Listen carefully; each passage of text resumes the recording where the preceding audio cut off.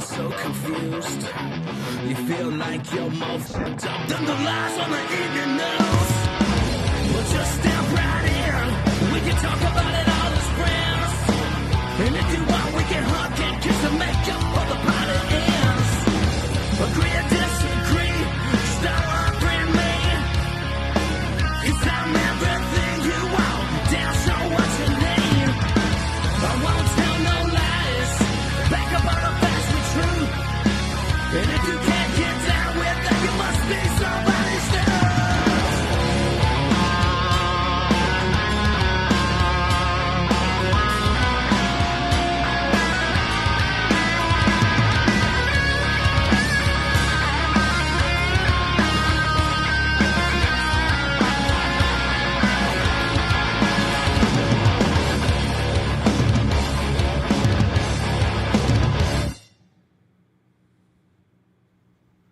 Hey, Hogs Twins here. Check out our friend Matthew Spirit at his podcast at The Dumb Show and his website. Yeah.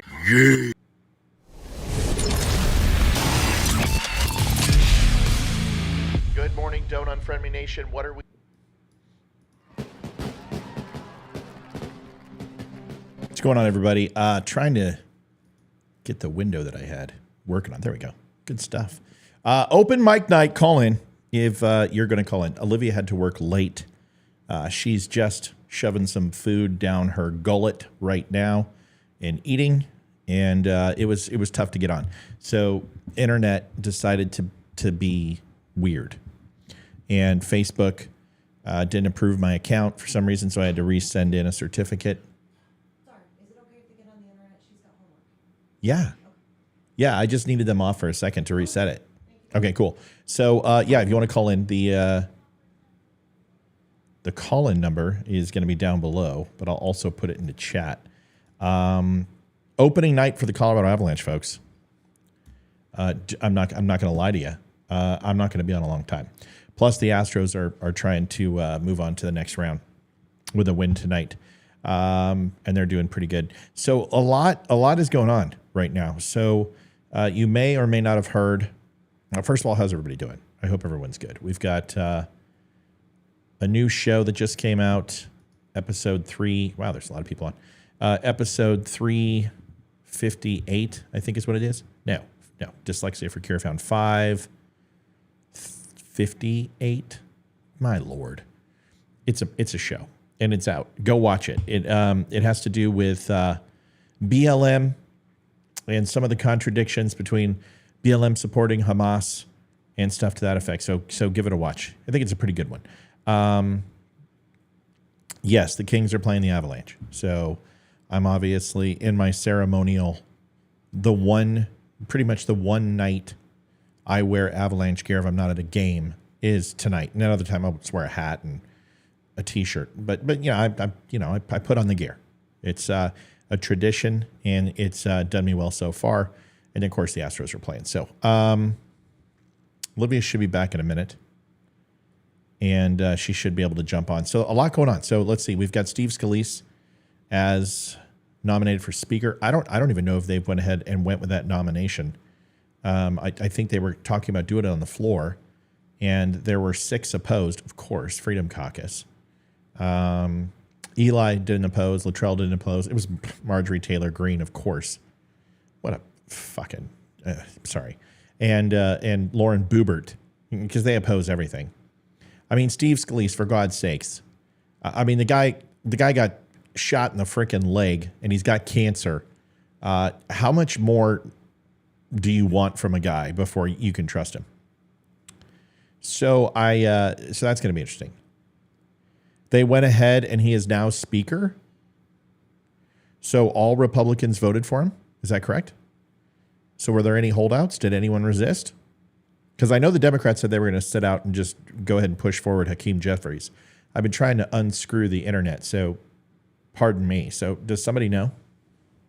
Let me know. So if Steve Scalise is the Speaker, that's good. That's good news. Everybody wanted Jim Jordan. Jim Jordan would have been too divisive. It wasn't going to happen. They voted Scalise in 216 to 100 and something. 216 to 100 and something. They haven't voted yet. Guys and girls, come on. Help me understand. Help me understand. Did they vote or not? You're giving me misinformation. Stop it. Knock it off. Here, see, because I didn't think they did the vote yet.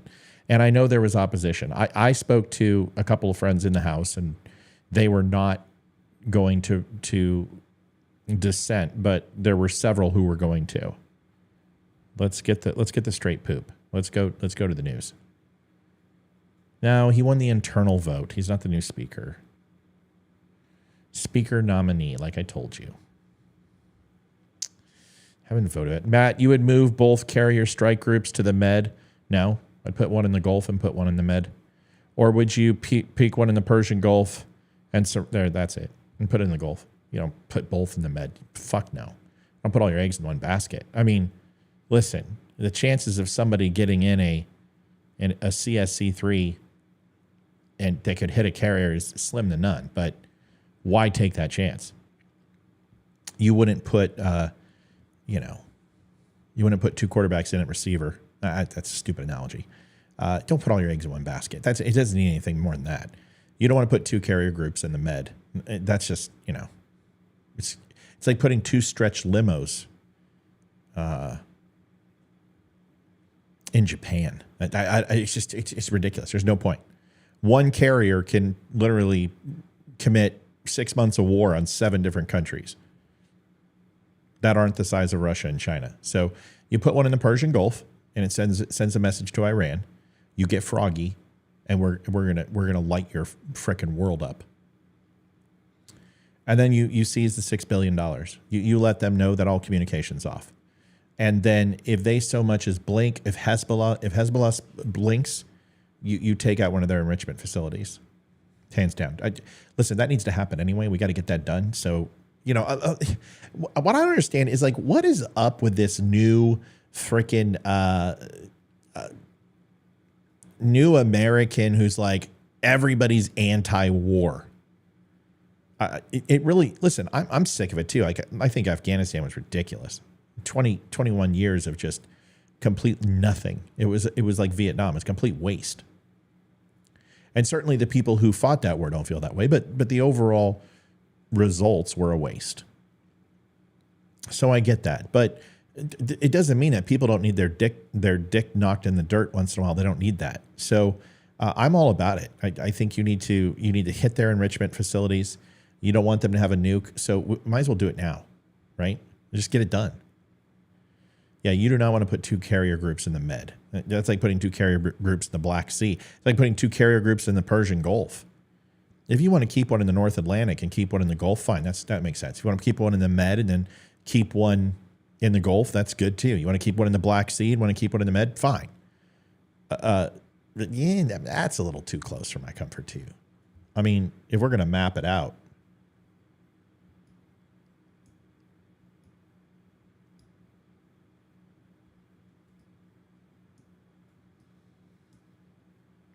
we're already here. Yeah, so you got Greece, you've got the Persian Gulf, you got the Black Sea.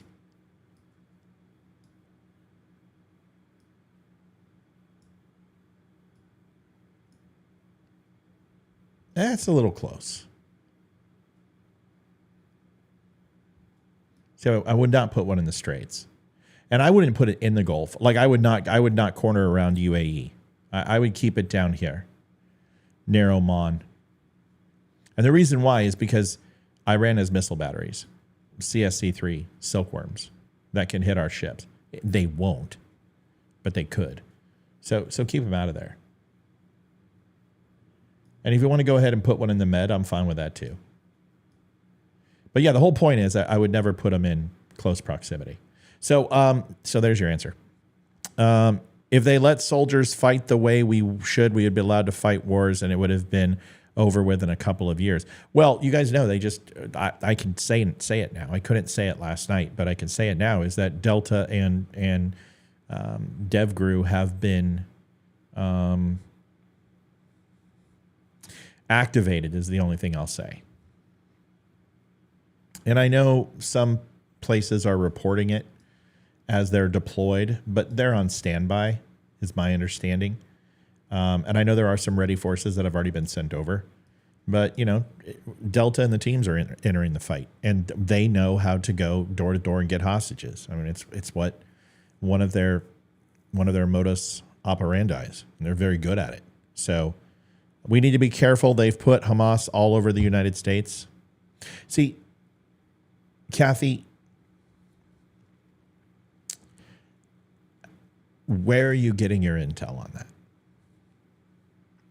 And the thing that I'm not disagreeing with you. Do I believe Hamas is in country? Sure. I can go to the FBI right now and look at terrorist groups, and Hamas, Hezbollah, Muslim Brotherhood are all in the United States and several others. But where are you getting your intel that Hamas active cells are operating inside the United States and they've been coming here? Just because if you look at the overall numbers from the Middle East,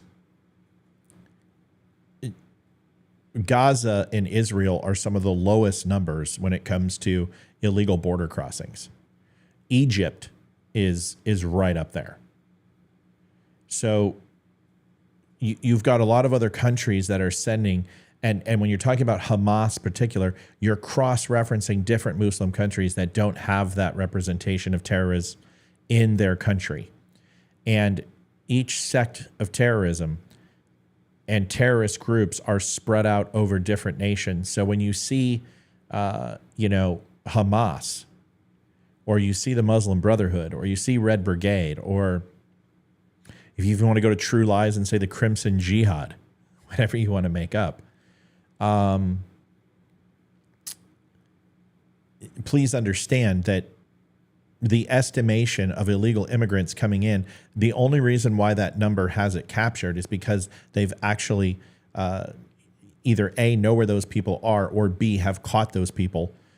So you can't predict who came across the border when you didn't catch them or stop them or intercede. So I want to be conscientious of that, that it's possible that most definitely Hamas came into our country, but the numbers that we're seeing right now is people from Gaza are not on the top of the list.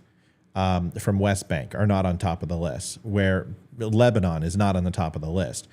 You see a lot of the larger Somalian-based countries, Muslim countries on the top of that list that have been intercepted. So when you hear people say, watch out, it's a safe thing to say, right?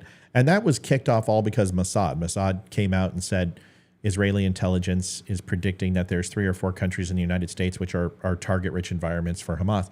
Well, of course. And if you know anything, for the last 7 months, pretty much since Putin started getting lippy about nukes, we've seen an increase in sorties, civilian air patrols, F-35, F-22s, 16s, 15s. You've seen Black Hawks doing jumps to underground bunkers like Mount Weather, which is right next to my house, underground Washington, to the Pentagon, and you're seeing these alert drills. We just had like 20 some odd Black Hawks go over a couple nights ago, and the whole point of that is that they are running exercises in anticipation for something that could happen. But I really want people to understand is that when we just sit here and say we have to be careful, Hamas is coming in, I want to know your sources, right? And I want to know what intelligence you've gathered, or is it just somebody on the internet saying it? Dan Bongino is saying this quite a bit, and Dan's not stupid. Laura Loomer is saying this, and there's a lot of people saying it. I've said it. I mean, I was the one that put out that before anybody. I did it before Dan Bongino and Laura Loomer and everyone else, because my connections that I have, I get things that I need to know. And one of the things that I needed to know at that point was that Mossad put out an intelligence notification over the wire, and I got wind of that immediately before it even dropped. So yeah, I mean, we all need to be prepared. We all need to be concerned. I would recommend people don't go into the big city, especially during anniversaried events that have Muslim or Jewish connotation attached to them. But to sit here and worry that we're going to, first of all, in a country with 326 million people and over half a billion guns, I don't think there's any sustained effort that can take place that people need to be concerned about. The second thing is, of course, terror is done in microbursts, very large, very loud, very public areas. And that, of course, is something that can happen. But please understand, go getting C4 and clacking off a vest is not going to be the easiest thing in the United States.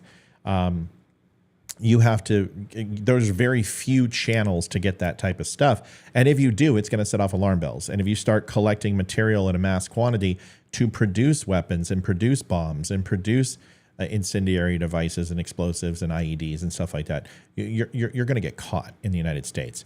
The technology that we have just to sniff out 30 years ago when it came to certain radars that would be able to recognize radioactive material in the United States from space. If you think that we haven't even gotten more advanced to recognize certain chemicals, to recognize other things, then, we're not really trusting the United States when it comes to their intelligence apparatus. And with 9/11, I can understand. I can understand why people are trepidatious. But the United States has foiled several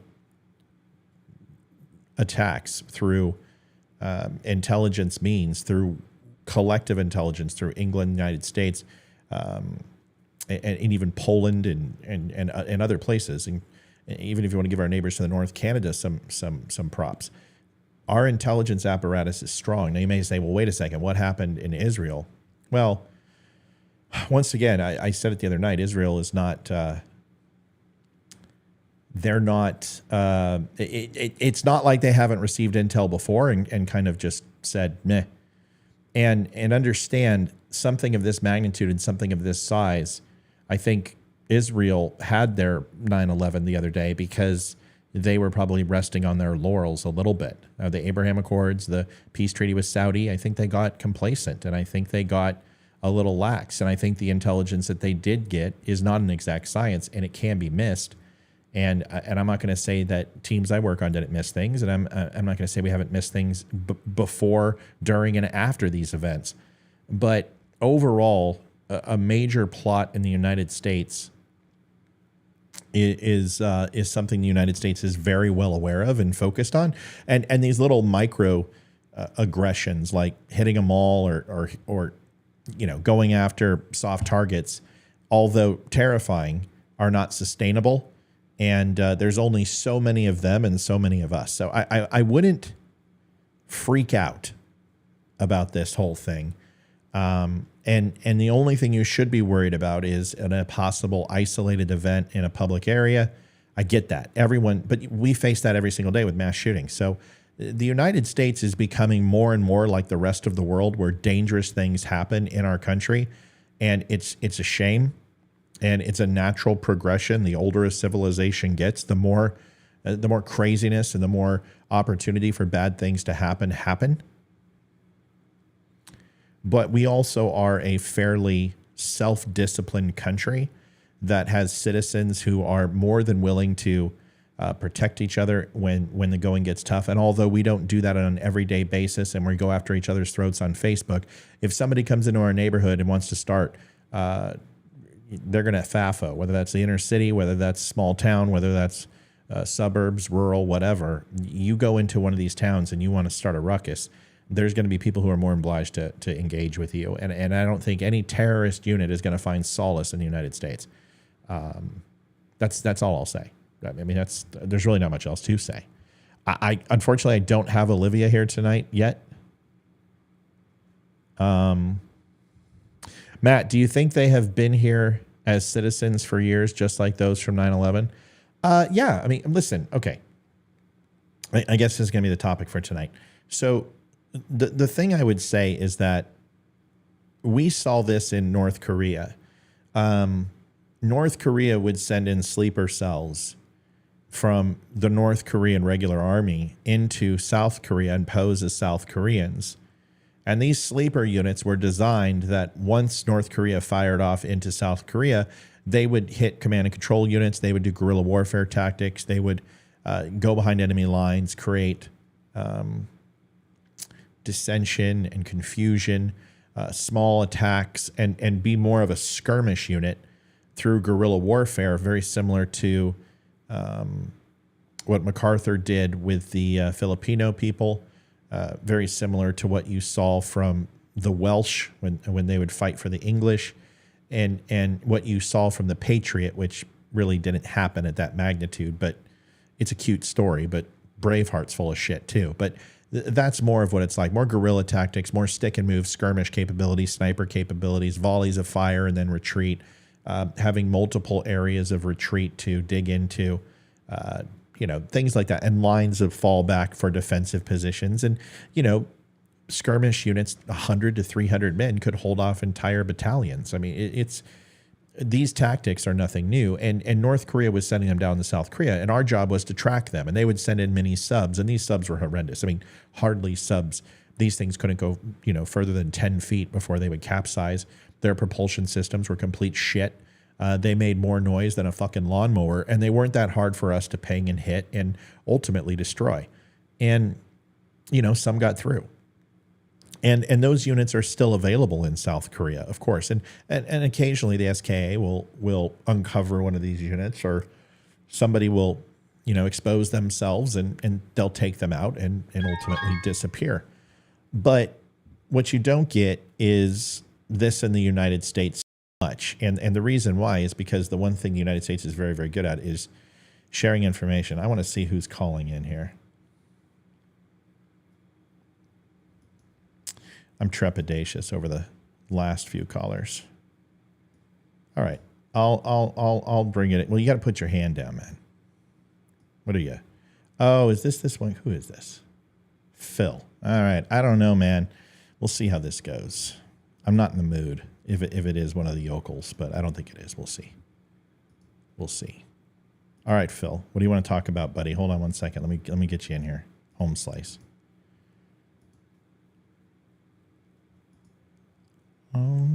Phil, did you drop off? What's up? No, he's still there. Hold on.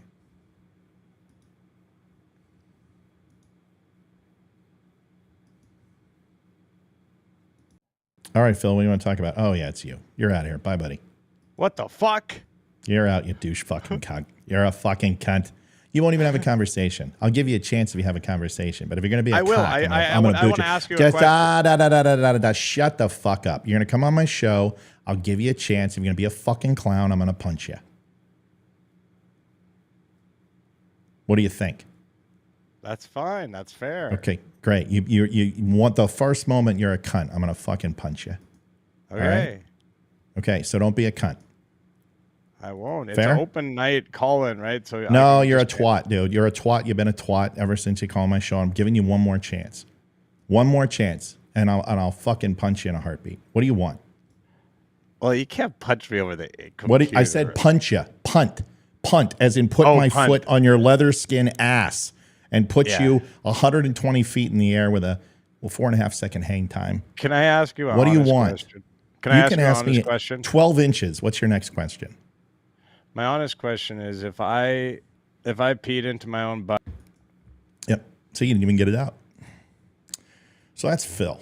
Phil's been calling in for quite a while. And Phil doesn't have his own success, so he tries to get on other people's, and that's fine. And I don't even know if that's a success, but Phil always does what he says. He's a see you next Tuesday. Phil has a rig. Phil has a nice camera. Phil has a setup, but Phil doesn't make any points. Phil just calls in and he tries to troll, and he thinks he's unique, but really he's just a cunt. Just a giant one. So anyway, that's it. So should we be completely flipped out and worried about something happening in the United States? Here's what I'll tell you. With worry and everything else, it's Mel. Mel's someone I can handle. Hi, Mel. Let me get you on. Mel, what do you think of Phil? I mean, was he really wearing a Groucho Marx getup? Is that what I saw, Mel, or is that just his natural physique? Well, I think it's his natural physique, and I'm hoping I can get all my words out here, whatever. Yeah. I So just what are want your fears? What are your fears? You're up in the northern border, and it seems America is trickling into your society just fantastically. I don't know what's happening, but the way I look at it is all the wokeness is going north because Canada is descending at a more rapid clip than the United States, which I didn't think was possible. But go ahead. well, no, this country's basically for a lot of long-term reasons because of a few political parties have always been more woke than the US has been for 50, 60 years because we're always say have a nice day, it's always whatever, and nobody is confrontational. There's now this new immigration thing that has been happening in Canada over the same time as what's been happening in the States to a certain extent, because those that get through the States come through the northern border through Montreal and whatever. So we've got a whole bunch of Somalis and all these other whatevers that have been sneaking across Very that descriptive. the RCMP blew up their free passport system at that Roxham Road, and now they're all flying in. All right, so And let's do this, Mel. Let's stay on point and talk about what we're talking about because you have sure, perspective working with intelligence and you understand the basics and you're up in Canada. So let's talk about this because I think it's safe to kind of just vent, but let's get specific. So right now you've got Gaza, which has no egress point except for getting some flotillas and some dog paddling effort. Okay. yep, Or encroaching into and retreating into the West Bank, which Jews won't allow them to do because it's not like, they're hopping from West Bank to Gaza, but free passes and free will. So you've got Egypt. And Egypt closed their border. And here's what I don't understand. If it's all this giant Muslim brotherhood of love, and it's not. Hamas used to be Muslim Brotherhood. Hamas was Muslim Brotherhood, and they broke off. Egypt doesn't want the Gazans. They have no desire to take them, even though that's their people. Jews are not Muslims, and they're kind of like, we annex this territory out of more mercy than anything, and we supply your water, we supply your power, we supply everything because you don't spend anything on infrastructure. The money that you do get from Iran and other countries, and Hamas is 93% funded by Iranian dollars, or dare I say American dollars and oil dollars. What are we supposed to? What is Israel supposed to do? Are they supposed to simply just say, continue to send rockets my way, or is it okay? The gloves come off. We know 90% of the civilians, the Palestinians support Hamas outside of the children, of course, who don't know any better. But they are teaching their children to hate Jews. I know I'm going long, but it's a big question. And we've seen the schools and we've seen the videos of what Palestinians are being taught by Hamas sympathizers. So the question is, are they all enemy combatants? Is it throw the baby out with the bathwater? What are we going to do here? Go ahead.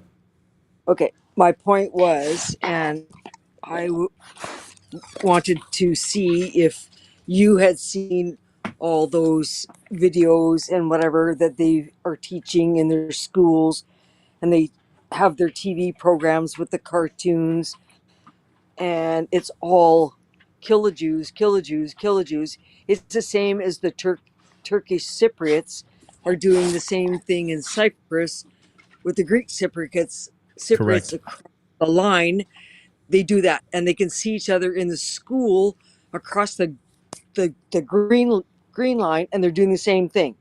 It's a religious hate thing, and you have to throw the baby out with the bathwater in this whole scenario because there is no, in order to save these people that think, because Palestine is an ideology, it's not a Correct. state. Correct. So in order to get rid of that ideology, you got to throw the baby out with the bathwater, because they're all corrupt. Well, is I wouldn't say corrupt, whatever, but they've all been brainwashed from the time that they've been babies to hate the Jews for whatever reason.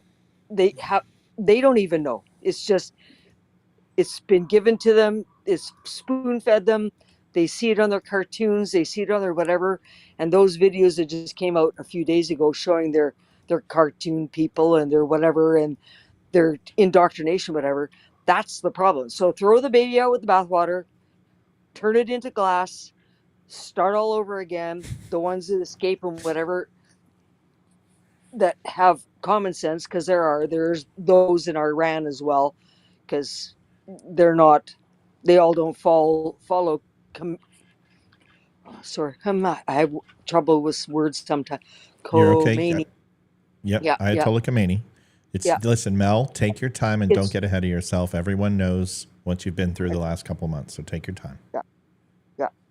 I get excited, and then I lose my word. I understand. Listen, Mel, we are more than patient. You've been on this show for 3 years. We can wait a little longer.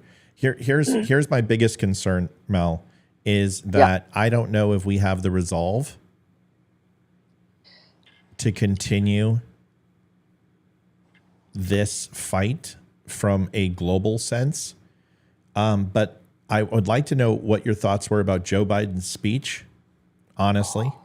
And really, that bad? Oh. Yeah. What was okay? So, and then the move to send in soft teams and Delta and Team 6, which I thought was fairly ballsy. I would be surprised. Go ahead. No, sorry. He's getting coached by, to me, the wrong group of whatever. He never nailed the real it's there's okay. the word. Yeah. Anyways, the problem, it's not coming just, they're being fed, and that's what the world doesn't understand. Like, and it's like, I watched the thing in Australia. Sorry, I'm going to go a little bit, because that's where my head goes sometimes. And I watched that protest, and it was gas the Jews, and I'm like, and you're waving Palestine flags, and I'm like, Okay. isn't that Nazi? Like, but you're not. Joe Biden didn't nail any of that. He just, it was to me, just placate World Salad and put him to bed, and then somebody else is going to come out, Jake Sullivan and the rest of the board. Like, they don't, they can't engage in this because they can't comprehend it themselves. Well, listen, I think Joe Biden is committing a lot of assets to this endeavor, which leads me to believe that we have intelligence that Lebanon is going to get involved at a point. So that's why we're running the Gerald Ford there, to go ahead and sustain below the 32nd parallel. I think that would be like the 28th or 29th parallel. But you also are bringing in Air Force squadrons, which means that we're bringing in bombers, and it gives us access to the B-52s and Diego Garcia, which means Iran, because you don't need B-52s to hit Gaza. You don't need B-52s to hit Beirut. You can do that off the coast with 500 miles away with cruisers. You need it with Iran because you can't get past their integrated air defense system. So you need 70,000 plus bombers, and that's the B-52. So 50,000 foot bombers. So the question I have is, everything in my estimation is that we're going into Iran. Everything. Like, it's screaming right now. And I wonder, by deploying Air Force and soft forces, which means that intelligence apparatuses are going, which means LCC-19 is probably moving up there, the Admiral's barge for intel and communications, my old vessel, means COM7 fleet's going to get involved. That means we're pulling assets away from Taiwan. You have to wonder, is this a giant head fake for China to go and hit Taiwan? Because pulling ourselves in the Black Sea and the Med, probably going to have to get into the Gulf too, and now you're looking at possibly using intelligence apparatus from Comm 7th Fleet. What does that put us at our readiness level when it comes to the Sea of Japan and the South China Sea? Well, and that's why I asked you and Leroy on Monday about your thoughts on Hezbollah. I didn't put Syria in there because I know that that's Serious other shit. the other third. Well, they are a piece of shit, but they are the mini third front to draw in Of that course. small. Just Yeah. yeah, And let's not consider Egypt either as just a check in the box, because Egypt has not always been the most affable when it comes to U.S. forces in Israel. So Egypt is hanging by a freaking hair. Oh, real quick, by the way, for the people who said, "Hey, call into the show," Matt's intense and all this other stuff. Listen, that guy's been calling in for since his little Nazi buddy who he loves. And I've tolerated him for a long time. I have no desire to do it anymore. I never talk to a caller that way, but that guy trolls the show. He's our pet. He calls in, we throw him a little kibbles, and then we go ahead and we punt him out the door. So that's not the way callers are treated. So anyway, go ahead, Mel.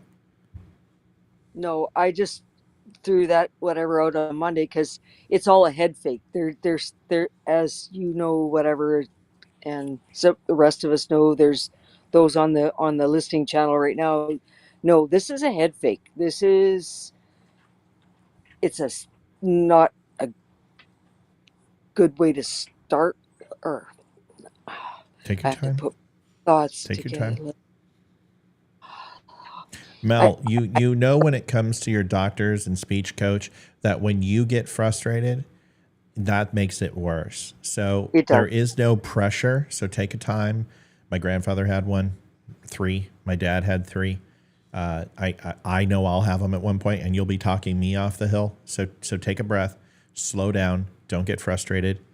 Use 1 word instead of 5 because that's going to be easier for you to get your point across. Go ahead. It is, but I'm going to just I'm going to end it here because Okay. I'm Yes, just ma'am. yeah. Yes, ma'am. We know. Listen, I love you. You're the best. Call back when you can. Take a breath. Enjoy the show. Okay, bye. Okay. That is my biggest fear. I can lose my body. I can lose my hair. I can, lose my Just for Men, which keeps my beard looking fresh and dark. I can lose my eyesight. I can't lose my brain. That is my biggest fear. And it scares me. It scares me tremendously. And not that I'm the smartest guy on the planet, but I can't lose any brain cells. And I know Mel is a profound thinker. And although she hasn't lost any of her cognitive capability when it comes to the way her brain works, her ability to put words together after a stroke, it's extremely difficult. And I saw my father fight through it, and it terrifies me. And I know what she's going through. But Mel, you're still sharp as a tack. You're still a plethora of information, and I love you.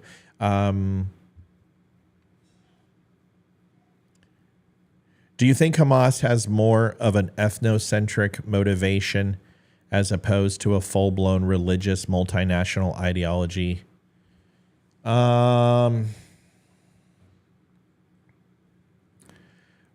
I think that's I think that's a good question, but there's more to it than that.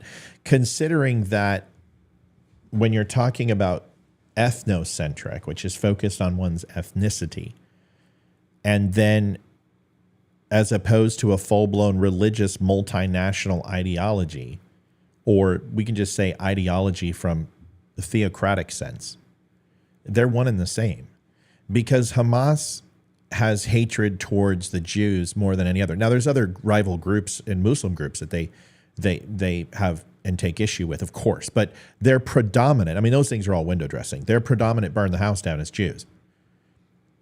But Jews, like other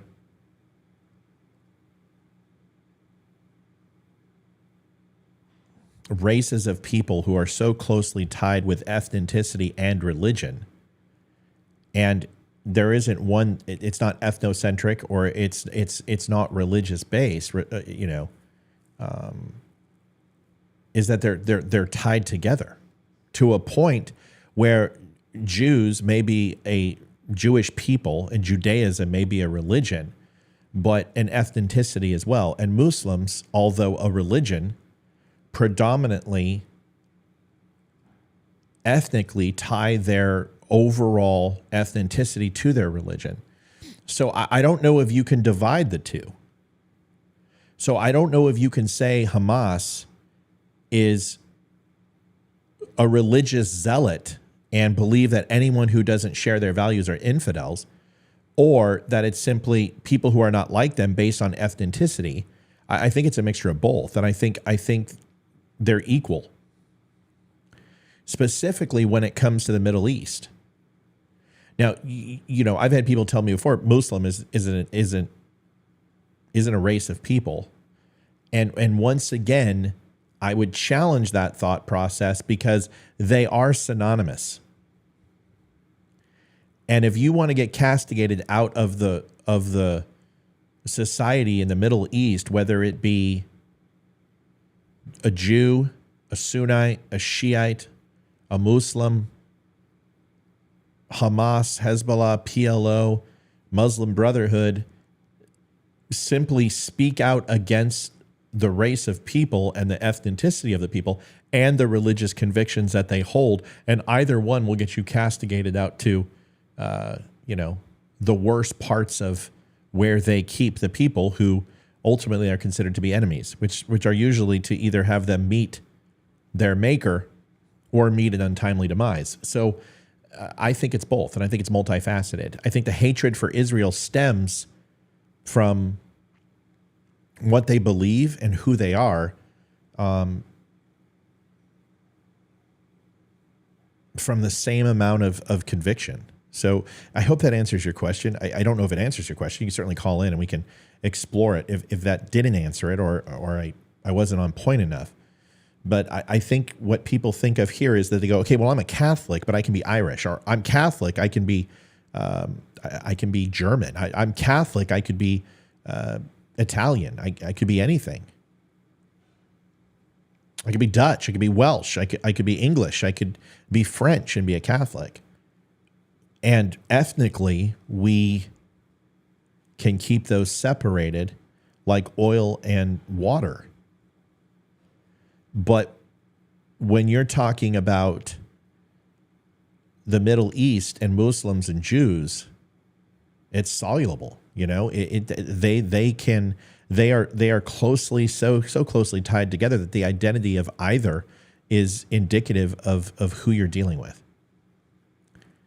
So a little bit different than the United States, different than most of Europe, different than most countries.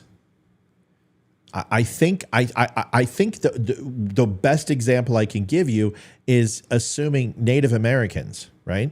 Or Indians, as we call them before we had to get politically correct, is, do you believe what makes Indians is their ethnicity or their spiritual relationship with how they practice their belief structure? And whether it be various gods or whatever it would be, most of the Native American cultures, although have different belief structures and have different understandings of deities and how they influence their overall tribe and motivations to do things, or who they pray to when they fell a deer, or who they give thanks to with a bountiful meal, or how many scalps they take when they fell an enemy, or whether coup is the most honorable form of engagement versus how many scalps you take, right? I mean, so although those things are very different in each tribe, they still fundamentally believe the same thing and worship and give thanks to the same type of deities. How they do it is different. I think that describes the Middle East more than anything. I think the Native American culture is closer to the Middle East makeup and dichotomy between religion and ethnicity than any other. And I guess we could go to the Inuits and other Native Americans and North American versus South American. We can go to the Aztecs, the Mayans, and the Incas, who are also very similar.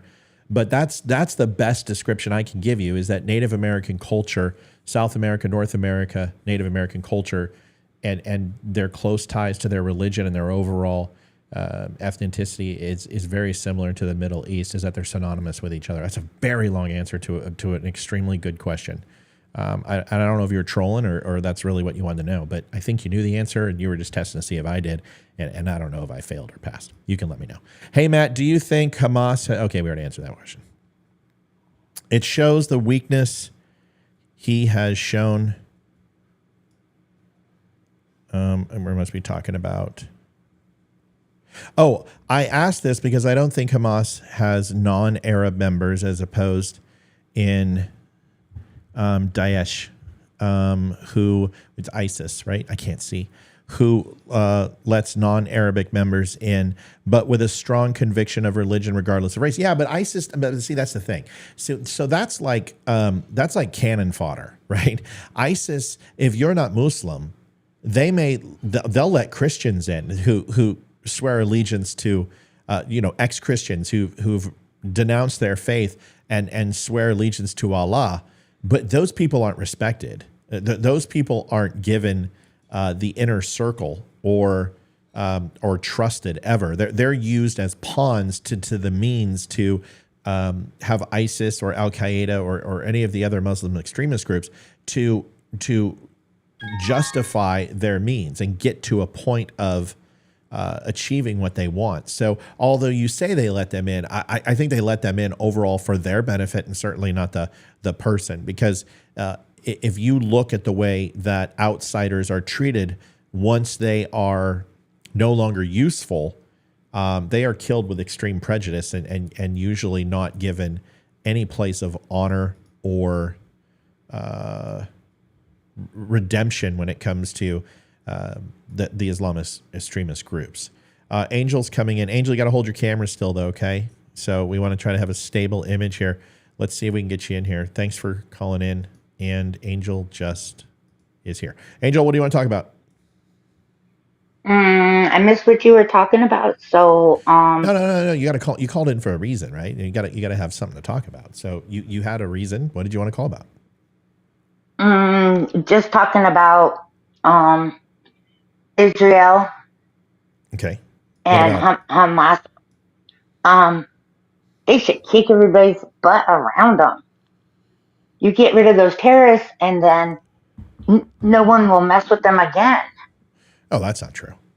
You can't get rid of all the terrorists, because terrorists are harbored in every single Middle Eastern country. But won't they be afraid to? No. What are they afraid of? To meet Allah? That's their ultimate goal. Terrorists. Oh yeah, I know those virgins. Well, once again, we can make fun of their belief system, but one thing I've learned is never underestimate your enemy.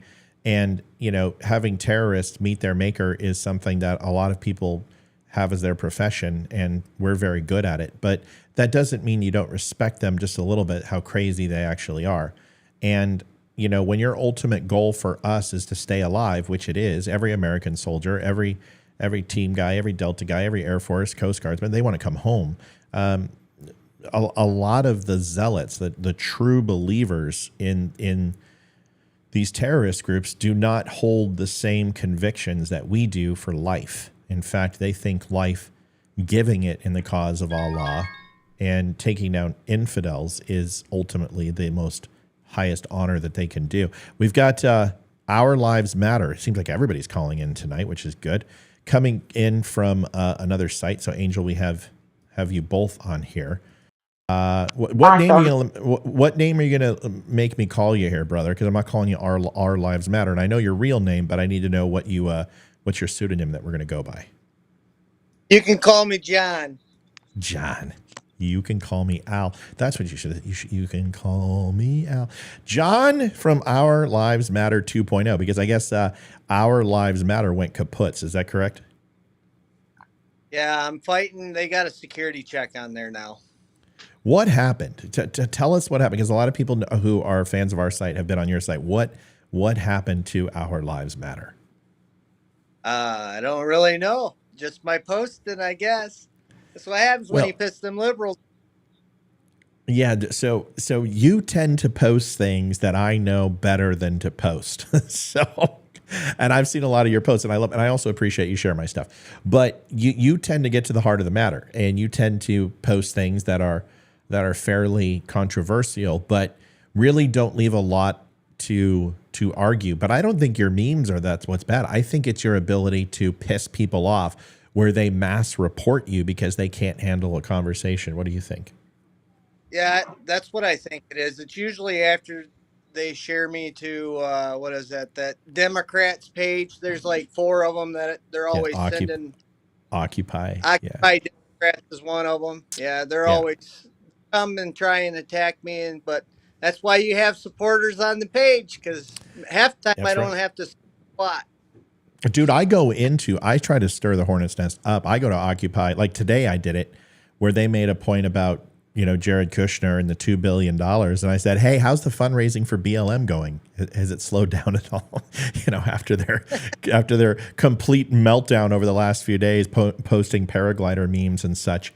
That pissed a bunch of them off. But it's amazing how many Republicans actually go to Occupy. It's ridiculous. There's a ton of people trolling that page looking for them to get embarrassed. What are your thoughts on this Israel thing, man?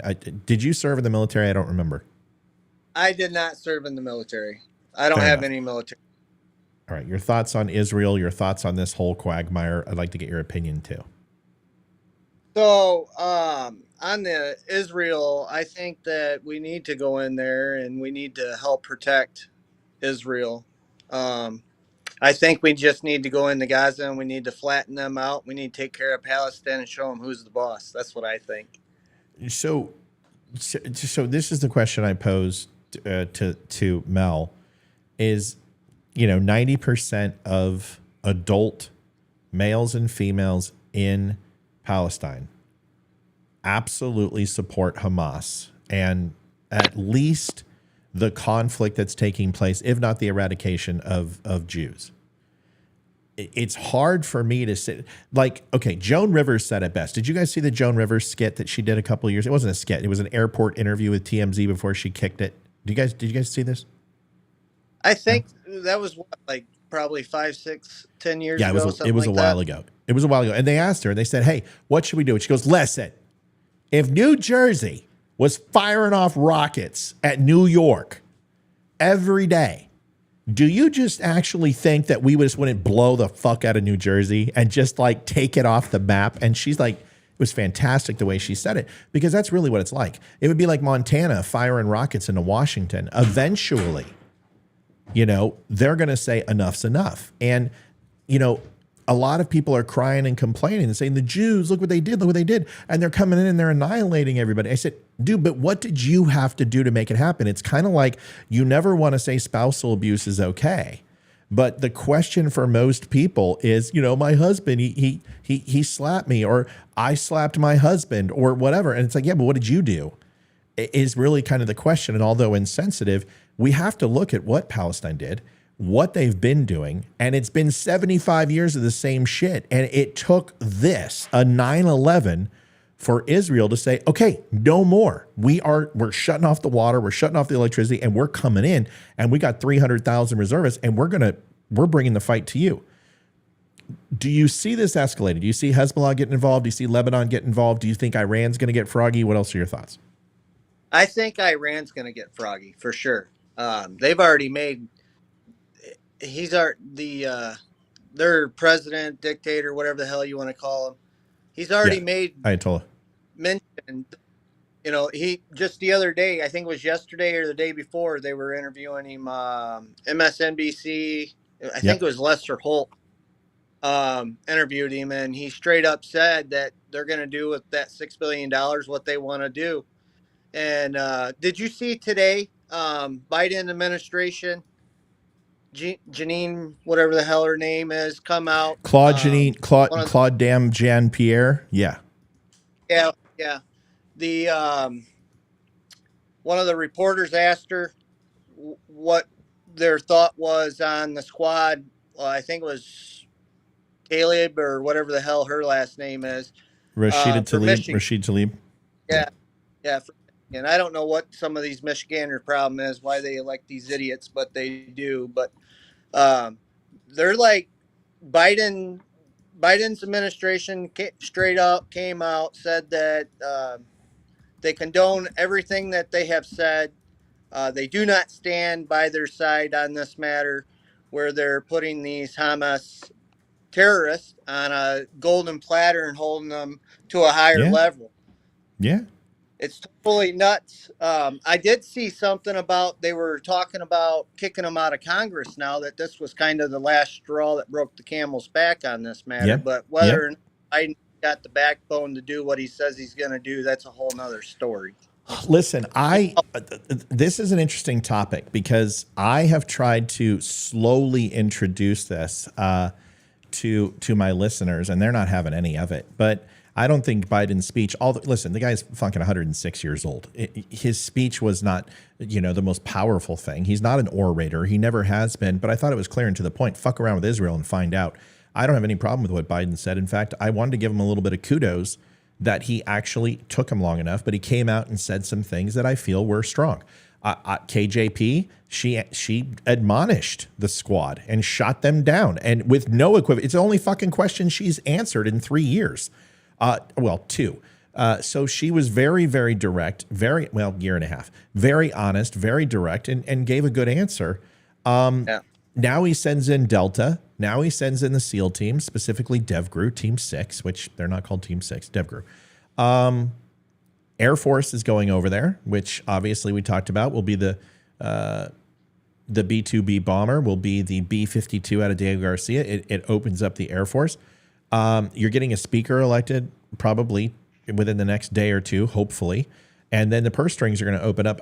It feels to me like Joe Biden, although I have some serious issues with him, I think the $6 billion, he can't have his cake and eat it too. You can't be strong against Iran and give him the $6 billion. You got to take the $6 billion back. You got to put a carrier group in the Gulf or outside the Gulf, and you got to send a clear message. If you flinch, we're going to blow you off the fucking face of the earth. But so far, Exactly. at least he's doing something. And I don't think any one of my listeners are going to actually listen to me in any way, shape, or form. They're going to hate Joe Biden. Everything he does is bad. And that's very Trumpian leftist, where everyone thinks Trump did something bad. He can do some things, and we can say, okay, because here's the thing, real quick, is Joe Biden for 47 years has been a complete shitball when it comes to getting stuff done. We know his support for the Klan. We know he's never proposed any legislation besides the anti-IED MRAN, I think is what it's called, doesn't matter, vehicle. And the one thing he has done is support Jerusalem. Now, certainly not under Biden when it came to the Iran nuclear deal, but he's always been, he took a visit to Israel. Him and Netanyahu are actually friends. He's always voted alongside expanding their defense budget with Israel. He's never voted against them. So I think people at some point, Joe Biden, you're going to have to give him something. And I don't know if we can be hitting him as hard as we need to on this. That's just the only thing I'm saying. I'll let you guys talk amongst yourselves. You can tell me what you think, if I'm crazy or not. I agree with you. Okay, Angel, go ahead.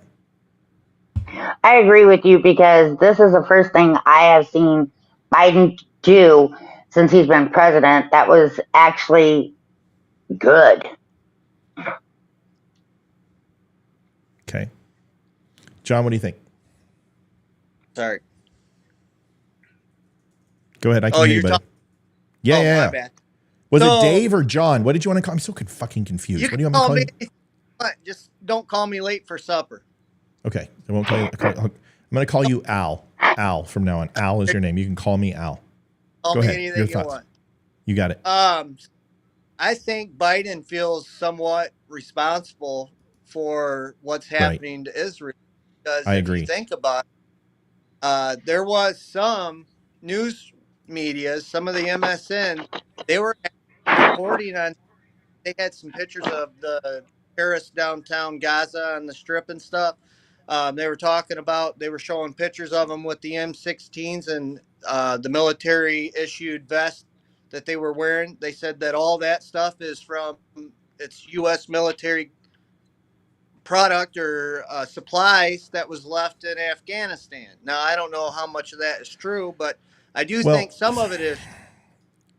Listen, I can speak on that. M4 has replaced the Kalashnikov rifle for the last 15 years. Every single major war in the Middle East was fought with M4s, so 25 years. M4s are everywhere. The United States has a slash and burn agriculture for modern day equipment that still has proprietary TS information or above, code word clearance type stuff, schematics, biometrics, all that type of stuff. They don't just slash a tire on a Blackhawk and walk away. No, they'll sabotage. They'll lay C4 across the fuselage and blow that fucker to kingdom come. In this case, they didn't. And the selling strategy was the shelf life of these items in Afghanistan had met their shelf life. So therefore, it was more cost effective to leave them there, which is the biggest crock of shit ever. I mean, we brought Humvees home that were 10, 12 years old that had been used to the point of like looking like Vietnamese hookers. Okay. These things were completely worn to nubs. The armor plating had been taken out of them. They'd been stripped down to basically 4 bangers. I mean, this shit is ridiculous. And we brought most of those home. So that is a lie. AR-15s, or not AR-15s, M4s are all over the place, all over the Middle East. They're all over Russia, especially in Ukraine. So when somebody says, hey, we saw some Taliban with M4s, yeah, that doesn't surprise me. Or, hey, like, since we train most of them. Or, hey, I saw some Al-Qaeda with M4s. Yeah, well, we trained them too. And then, oh, I'm seeing the Ukrainian army. Well, we trained them. What about Syria? I mean, we can go on and on and on. I mean, we've been doing this for a long time. So nobody can say that this shit's directly from Afghanistan, but it doesn't matter. It still comes down to bad decision making. Now, someone also said to me, hey, Matt, Israel has Joe Biden wants to give more money to you. First of all, folks, I hear people saying it's Joe Biden's handlers. It's not Joe. Well, if you're going to blame Joe for everything, you have to, when something's done somewhat right, you have to give him credit for that too. Okay. You don't have to give him credit for the $6 billion. You don't have to give him credit for Iran nuclear deal. You don't have to give him credit for being soft on Iran. You don't have to do any of those things. But when you see his speech, it was very pro-Israel. Now people are like, well, he has to do that so he gets reelected. Yeah, no shit, Sherlock. I get it. But every president is a politician first. Let's look at the result. Did he say what we wanted him to say? Yes. Why did he say it? Who gives a fuck? As long as he said what we wanted him to say, that's important. Number 2, people are saying, well, he wants to give money to Ukraine. So therefore, he says if he can't give money to Ukraine, he's not going to give money to Israel. First of all, Israel's been baked in the budget for 35 fucking years. We give them $3 billion a year. Okay? Israel gets a shite ton of money from us. And there is no risk of that stopping because they're already funded for the next decade and a half. So there's no question. Israel gets its money, whether there's a speaker or not, okay? So everyone needs to understand it's already baked into the defense budget. The question is, do we up it? And most assuredly, we're going to. I mean, they're going to have to because the Iron Dome alone is $1.5 billion a day. So let's do this. When Joe Biden screws up, we're going to call it out. And when he actually toes the line and does something somewhat presidential, we're also going to say that. And it doesn't mean that you're in bed with Joe Biden. It doesn't mean you're a traitor against Trump. But if you constantly say nothing but negative about Trump or Biden, you're really a part of the problem because even a broken clock is right twice a day. Olivia, welcome to the fray. Good to see you. How was dinner? You're not on mic. Hold on. Go ahead. Now talk. Can you hear me now? We can hear you now. Okay. Go ahead. Hello, everyone. It was delicious. That's outstanding. Yes, I had to. E was tired, so I helped make his lunch, and Hayden's doing homework, so I cleaned the kitchen for her. So I did my motherly duties. So I want to put a nice little bow on this with our 2 guests. Is my biggest fear is Lebanon. Honestly, I don't even care if Iran gets involved. Because if Iran gets involved, they're going to have to go ahead and enter international airspace, and their air force is not that strong, right? They're not going to fucking send. They're not going to send the naval units because the Gerald Ford's going to blow them out of the fucking sky or the water. They're not going to send air force. I'm not worried about Iran. I'm worried about Lebanon because Lebanon has 300,000 rockets, and those rockets are GPS driven. They're extremely accurate. And if they decide to go in and overwhelm the Iron Dome, you're not talking a couple thousand people dying. You're talking 100,000 Jews gone. That right there, if that happens, you're on the precipice of World War III. The thoughts from you two, I'd like to get your thoughts on that. Or three. Yeah, Lebanon for sure. That would be sad, but this is all, in my opinion, biblical and in Revelations, and we are, in my opinion, in the end times, and the seals are being opened, and I think Israel's going to make it through. I just have faith in that. That's what I feel in my heart, and that's what I believe. Real quick, Lebanon is not involved. Launching a few rockets to let Tel Aviv and Jerusalem know, hey, motherfuckers, we're still here, is not involved. When they start volleying, when they start sectioning off northern parts of Israel, when they start amassing on their border, when they start actually going ahead and put naval forces to actually create conflict with Israeli Navy, that's when you have a problem. Right. When supply lines start getting challenged, when tunnels are being used for hit and run exercises, Lebanon is a whole nother animal. Okay. Gaza is like, I don't know how to give it to you anything other than fighting Rhode Island. Exactly. And fighting West Bank is like Jersey. So I don't know what to tell you, but Lebanon is a completely different animal. They have thousands of years of fighting. They are hardened Muslim fighters. They have done freedom fighting. They have done Russian trained combat training. They have supplied merc forces. Their mercenary group is just as large as their standing army. They're not pushovers. And to have fighting a war on three fronts, which is Israel fighting Hamas, Israel fighting Lebanon, but most importantly, Israel fighting their overall desire just to say, fuck it. Let's just go ahead and just turn it into a sea of glass, or let's just go ahead and use the nuclear option, not nuclear, but larger type ordnance, indiscriminate just leveling of city blocks. That's a demon they're fighting also, because trust me, in the court of public opinion, Israel is trying to stay somewhat respectable, but they don't want to. I called this when I did my show on that Saturday. I said Israel is going to come out. They're going to literally take the gloves off. They're going to cut off water, cut off electricity. They're going to let those people fucking starve. They are the enemy, and Israel only fights one way, which is dirty. And they're fighting that urge too. So the real question is, where do we go from here? Amy said,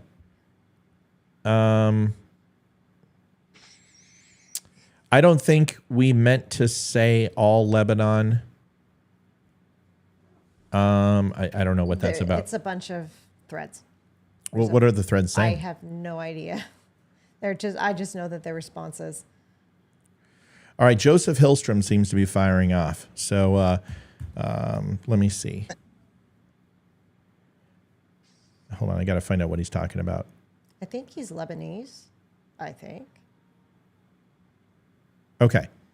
Hold on. Joe's got a lot to say. Listen, please. This war against Jews been going on for thousands of years. I'm aware.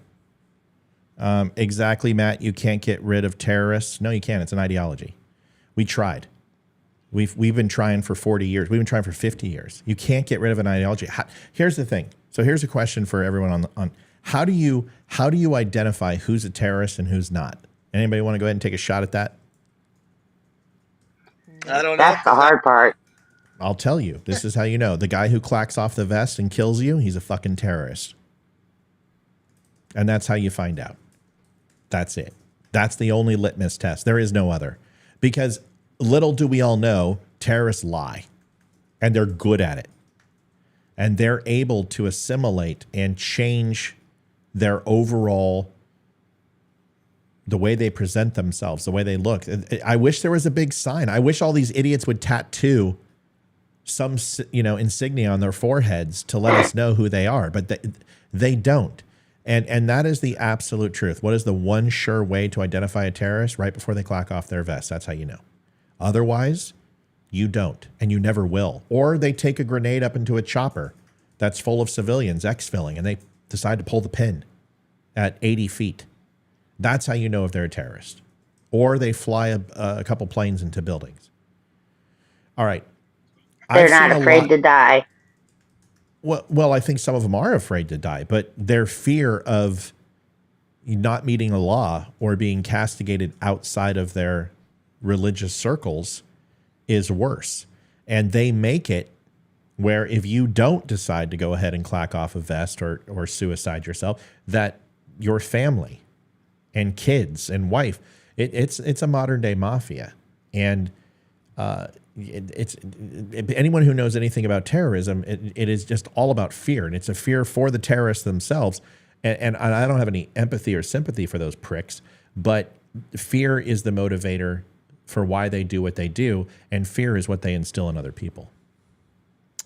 How long have you been watching the show? I'm going to call you Al because it's the easiest. How long have you been watching the show? Because I think I've been a fan of your page for at least a year. So I've just recently became a follower of your page. I didn't even know what a dick. I didn't know you existed, man, until That's some all right. people started like when I start seeing because I try to pay attention to the comments on my page. I engage, and I don't hold back. I have no filter. I'm the same way in real, but I happened to see, I think it was a couple months ago, your show you had commented on one of my posts. So I went to your page and I followed your page. But just recently, probably within the last couple of weeks, I started watching your shows a little bit more and stuff. Same thing with Kevin Allen, the Kevin Allen show. I haven't heard of him. Yeah. I didn't even know he existed till one day he showed up into my inbox, and pretty good friend on his show times this last year. So, what can we do to help grow the page? I know you're working hard trying to get your page. So where can people follow you at? I'm on TikTok. I know a lot of people talk shit about TikTok, but I'm at almost, actually, I think I'm close to 6,500 followers. I've had TikTok probably 4 or 5 years. But about 2 weeks ago, I started sharing more memes on there, and then I select the music to kind of go along with the meme, but I get actually a lot of engagement on there. And then the Our Lives Matter page, my original. So I had my longest standing Our Lives Matter page. I started it, when was it? Shortly after Obama was inaugurated in 2008. And I lost my page shortly after Trump was elected in 2016. No way. Yeah. That's crazy. Years. And I used to do, I was doing paid advertisements, I did all that stuff. And then when they took my profile, page, like they wiped me completely out of everything. Wow. So I had to start fresh. So I new page, that Our Lives Matter, that has 121,000. My first page, I had like 5 million followers on there. I had to submit my driver's license to show that I wasn't no Russian, whatever the hell you want to call it. Yep, I had to do the same thing. Basically had to give your blood, and they didn't even give me a damn check mark. What the hell? I gave them blood and semen, and they sent the semen back, but they kept the blood. I can't get a blue check mark. My engagement level, if you saw my organic traffic, it's like 98.7%. It's ridiculous. It looks like my temperature. Like my organic is just off the fucking charts. And my interactions are 13 million a month. I mean, we're making good money. We're doing really well. We're doing fine. I can make a living doing this. And we put a lot of effort into it, but they won't give me a blue check mark. And it's like little things. They won't give me stars too. Like I can't have stars on my live show, but I'm funded in every other way. I'm green on everything. They promote me. I'm not shadow banned. And I explore some topics and I put some memes up that are not, but I always follow the truth. I don't do conspiracy. I don't do innuendo. I don't do predictive analysis. It's just not in my creed, but we're doing well. So They can follow you. By the way, TikTok, we hit 98,000 followers in 72 hours, and they banned my ass. 72 hours, 98,000 followers. I blew up on TikTok like I went thermonuclear. And all my viewers knew it. I'm like, go to TikTok. TikTok, new thing. I'm ready to I'm monetized. I'm going to start killing it because they're starving for Republican conservative voices. But once I started talking about transgender, once I started talking about gun rights, fuck, man, they banned my ass like that. So I shared a meme just a little bit ago, and they said it was sexual violence, but it's the meme. It's Joey. He's like it's Joey, and then I can't remember what the top part is, but then it's Joey. Oh, it's Joey in the gun. In America, he's trying to ban guns. So it shows him Right. trying to ban a gun in his hands with the red danger sign or whatever. Well, then the next picture is it's Joey in his coat and he's got his hand out. Well, then in that picture next to that, it's his hands like this, and it shows a gun in his hands and he's handing it to, or it shows it's in Afghanistan. Okay. Well, then Facebook, as soon as I shared it, it was like boom, they yanked it. And then my notification feed just started blowing up, and they hit me 7 different things No on way. this one team, man. And the one that took it, they were trying to give me 30 additional days of not talking or commenting in the groups and shit. They said that it was the sexual violence that I violated. Well, then I fought it, and it was like immediately they put it back up. But I'm still fighting one from September 12th for.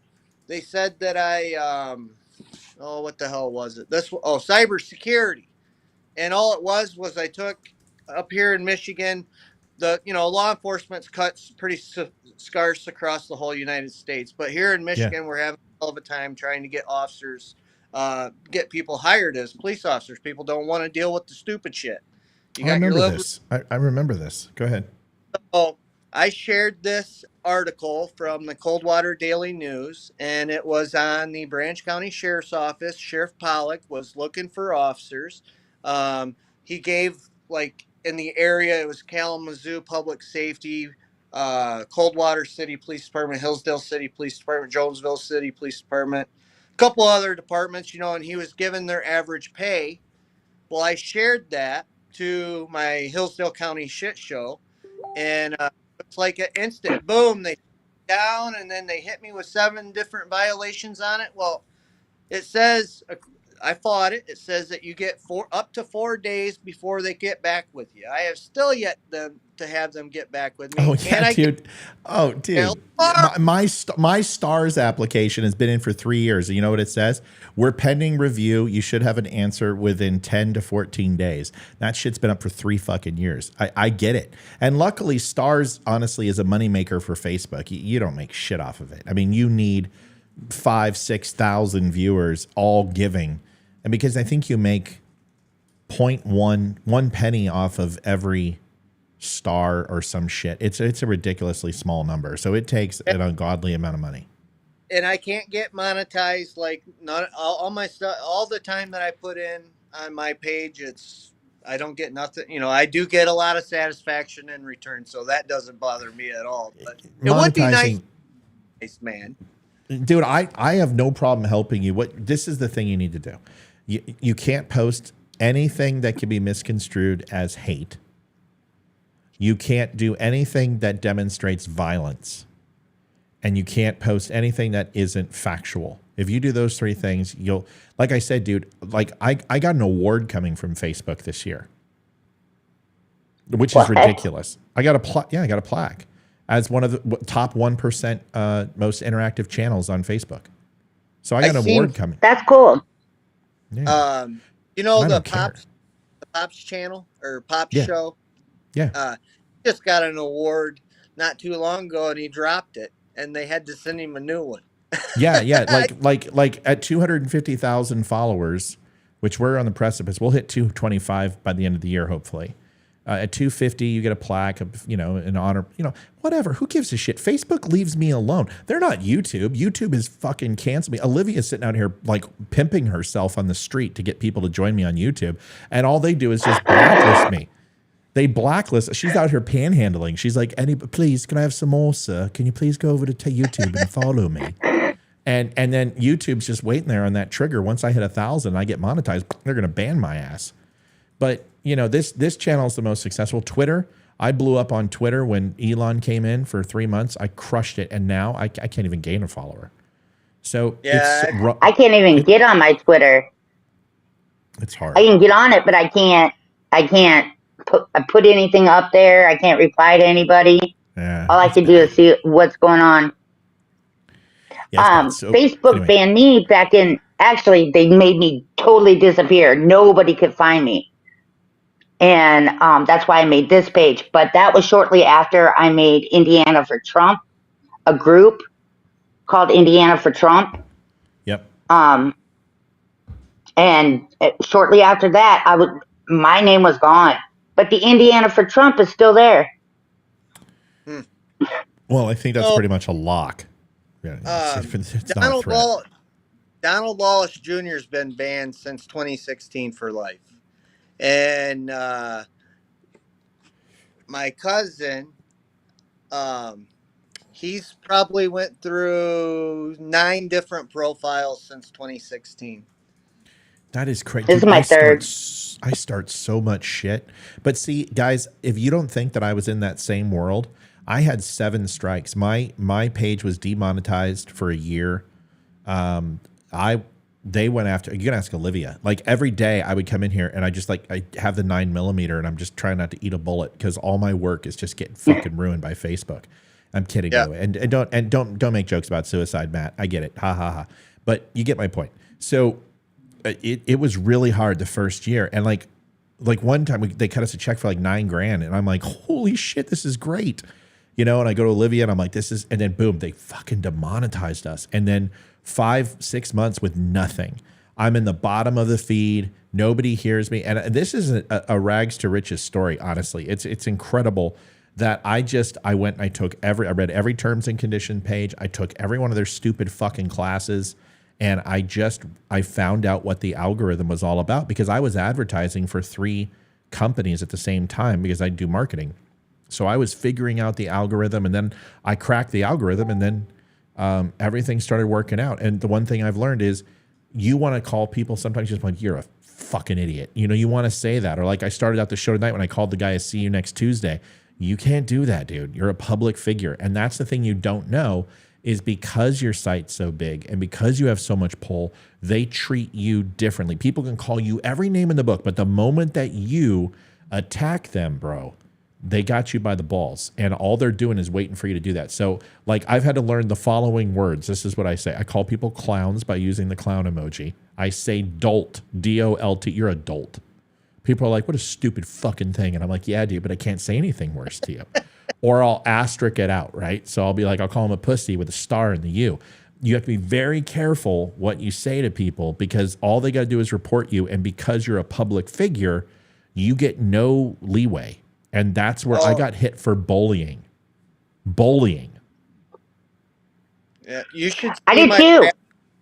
Yeah, go ahead real quick, man. I'll go and then Angel. I was just saying that my rap sheet on here it's pretty bad. Yeah, dude, it sounds like it. It sounds like you've been through hell.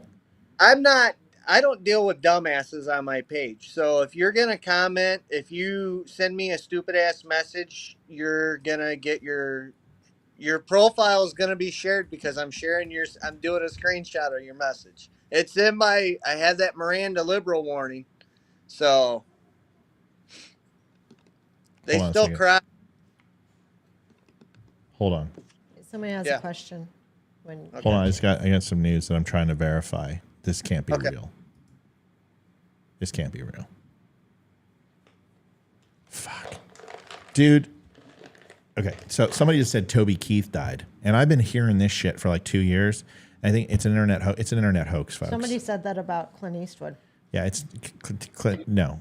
Toby Keith did not die.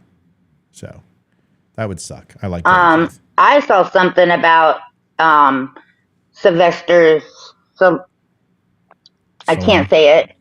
Stallone. Yeah, thank you. Yeah, Stallone. I or Sylvester. I thought I'd put it that. Stallone, I get it. Yeah, they're all always over there, and people do that, and that's a great way to get clicks. It's really fun until you get fact checked, and then you get banned.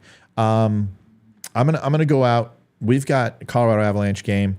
You're both just absolutely always welcome to come on. Love to have you. Love to have you come on when we got Leroy on and Olivia on to have a great conversation, especially when there's a topic that we're all interested in. I think people need to understand is that a show of force, we are rattling the saber right now in 3 different major waters. We have moved, 2 carrier groups in the area, Air Force, Special Forces. The United States is definitely showing Lebanon a very simple message, Southern Lebanon, a very special message, which is if you jump, we are going to knock your dicks in the dirt. And that's why the Gerald Ford's there. It's not there for anyone. It's not there for Hamas. It's not there for the Gaza Strip. It's not there for West Bank. It's not there for Syria. It's there for Lebanon. And they are saying, if you even flinch, we are going to knock you in the next month. And I think that's the show of force we need with Israel. I know Israel is not everybody's cup of tea, but trust me, in a geographical area full of insanity, they are the least nuts. Yeah. It's really what it comes down to.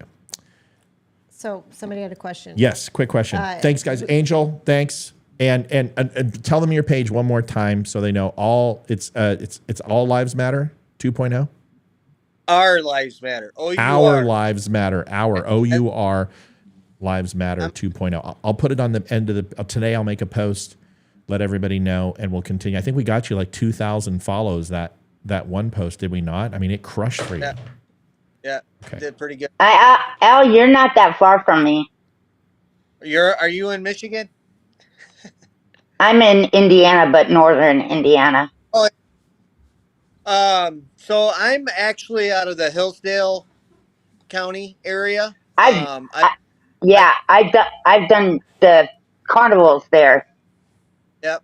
The Republican Party that I belong to is the one that's being sued. That's why we had, the Hillsdale Hillsdale Republican Party versus everybody. That's another day to talk about. Are you a Detroit Red Wings fan? Yeah, I like the Red Wings. All right, now you're okay. So thanks. It was nice knowing you. I hope your page does well. I hope you don't get a Giants fan though. We're going to the Super Bowl, baby. Giants? Wait. The New York do the New York Giants still have a team? I don't know. I know the Lions has a team. He said Lions. Oh, the Lions. Oh, the Lions. Oh, I'm sorry. I thought the Lions. Okay. I'm even more confused. I thought they sold the team. No, I don't know. It's Ford that owns them. They're 4-1, baby. Yeah, well, 4-1. Here we go. Let's see how we do. Let's see how we do after the trade deadline, and let's see how we do. I'll be interested to find out. Listen, you guys, thanks so much for joining. We'll talk to you guys soon. We're going to switch to Olivia and I real quick, and then we're going to get out of here. Thanks so much, you guys. Love you guys. See ya. All right, Bye. you too. Bye bye. Love you guys. Thank you both. Bye. See ya. Yeah, it was a good conversation. Good to see those two. I came in the middle of it, so I. Yeah. So, what was the question? So Kevin from Rumble Yeah. wanted to know where is it? He wanted to know is it true when we were talking about the terrorists, and is it true they believe if they are dismembered they won't go to heaven? I wasn't sure. I don't.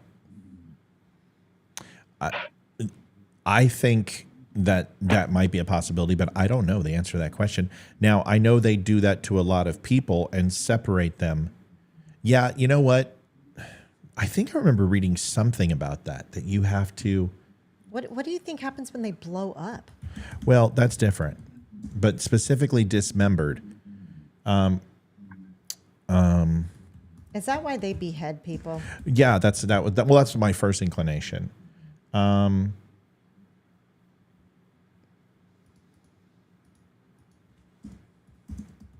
going to find out because that's a great. Also, we've requested pink hoodies in the store. I'll do what I can. Yeah. Pink is a hard color to get, and so is red right now.